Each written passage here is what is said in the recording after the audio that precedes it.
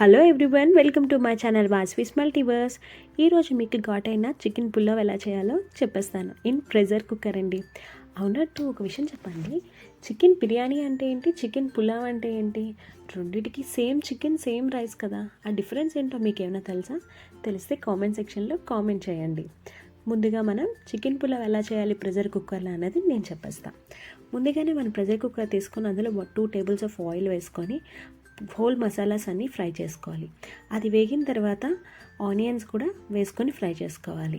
మనం ఇక్కడ కారం యూజ్ చేయం కాబట్టి చిల్లీస్ మీ కారానికి తగ్గట్టు అడ్జస్ట్ చేసుకొని ఫ్రై చేసుకోవాలి.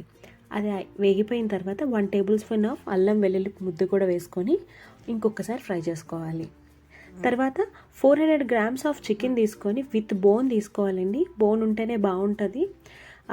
తీసుకొని ఇంకొకసారి ఫ్రై చేసుకోవాలి. అది వేగాక 1/2 tablespoon ఆఫ్ పసుపు వేసుకోవాలి. పసుపు వేసుకుని కూడా ఇంకొకసారి మనం కలుపుకోవాలి.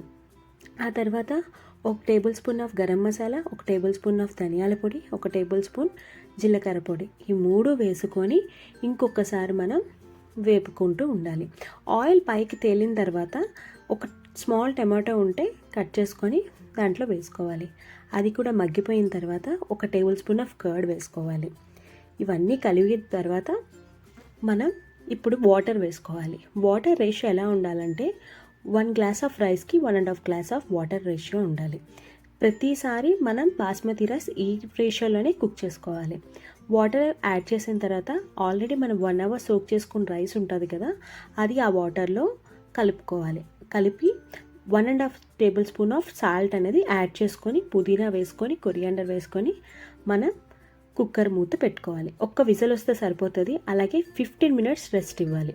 అంతేనండి, వెరీ సింపుల్, వెరీ టేస్టీ, చాలా బాగుంటుంది. చాలా చాలా అంటే చాలా బాగుంటుంది. వేడిగా తినండి, సూపర్గా. Subscribe to my channel. Thanks for watching. Like చేయండి, షేర్ చేయండి, సబ్స్క్రైబ్ చేయండి. మీకు ఇంకెలాంటి వీడియోస్ కావాలో కామెంట్ చేయండి, నేను అలాంటి వీడియోస్ పోస్ట్ చేస్తాను. Thank you so much.